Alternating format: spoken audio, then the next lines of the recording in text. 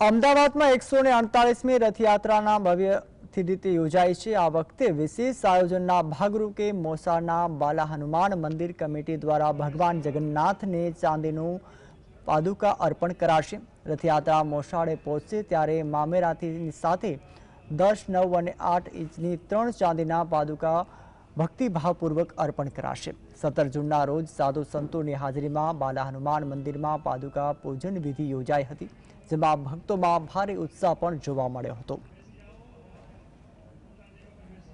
पादुका जो सर्वस्व होय छे, पादुका भगवानना स्वरूप होय छे।